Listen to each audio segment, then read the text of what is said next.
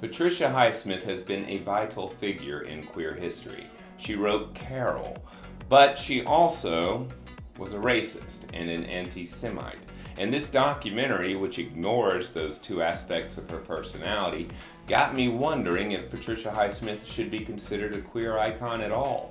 Sadly, that's the question I arrived at after watching Loving Highsmith, which is beautifully narrated by Gwendolyn Christie and focuses on the amazing women in Patricia Highsmith's life. And she was very popular with the ladies. Patricia Highsmith wrote incredible, thrilling, psychologically profound stories. My favorites of hers were also made into the great films Carol and the talented Mr. Ripley. Patricia Highsmith was an out queer woman. Although not publicly, there is also evidence she believed herself to be transgender. But Patricia Highsmith was as contradictory as her most famous character, Tom Ripley. Patricia Highsmith had a misogynist streak. She was a supporter of Margaret Thatcher and an unapologetic anti-Semite. She wrote angry letters to newspapers spouting her racist vitriol, and she blamed people of color for the collapse of the U.S. education system. From what I've recently read, there could have been an equally effective and entertaining documentary titled Hating Highsmith. Even her publisher said that she was a mean, cruel, hard, unlovable, unloving human being, and he could never penetrate how any human being could be that relentlessly ugly. Yet other people have been spellbound by her, including Highsmith's friend, the screenwriter Phyllis Naj, who wrote the incredible screenplay for Carol, and Eva Vitija, the writer and director of Loving Highsmith, who says in the opening scenes that she fell in love with Patricia Highsmith while reading her journals. So in the beginning, I just want to point out that if this documentary had included the haters, and it asked a bigger question like, how do we determine the legacy of writers and artists whose personal opinions and behavior were vile, then the documentary would have been more insightful. As it stands, Loving Highsmith feels like a part of Highsmith's story, the part that lifts her up as a queer icon. And yes, I went into the theater wanting Patricia Highsmith to be a queer icon. But after the film, which very, very briefly mentions her racism and anti-Semitism, I did some research and subsequently read a lot of shady shit.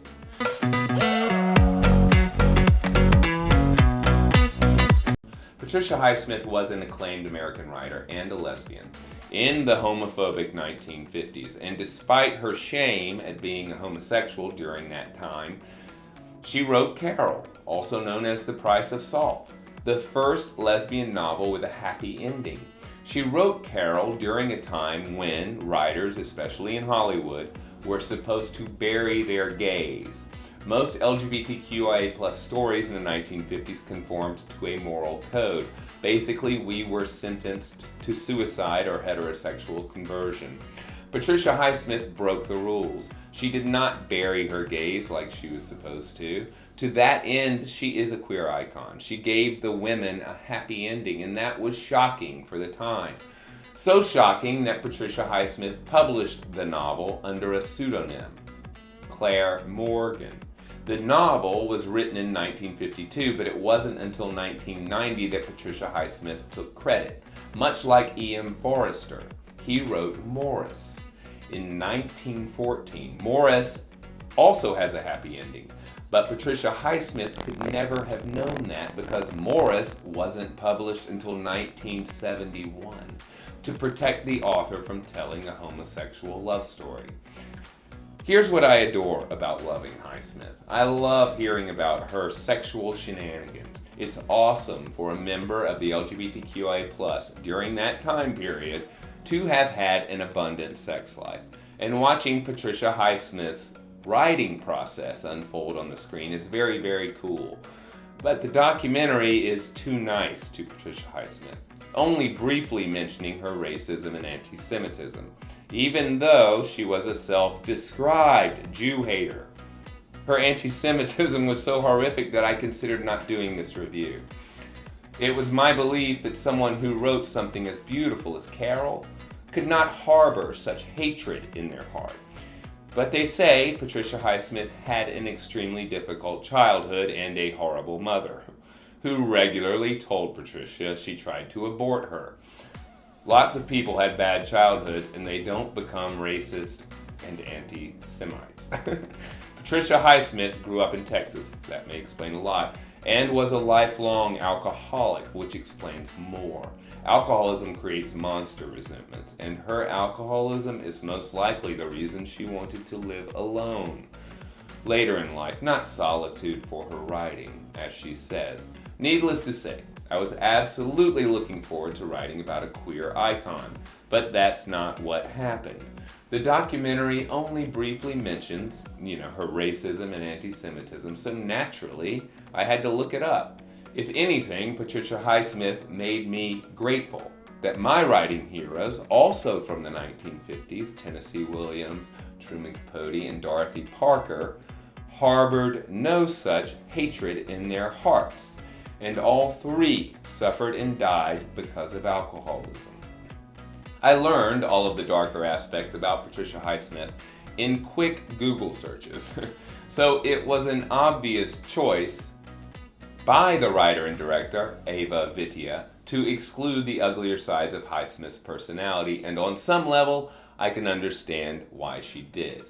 Because loving Highsmith is ultimately about the women in the author's life and their experiences. It's these women sharing their intimate personal bonds with Highsmith that I found so refreshing. To hear the marginalized voices of queer women of the 20th century.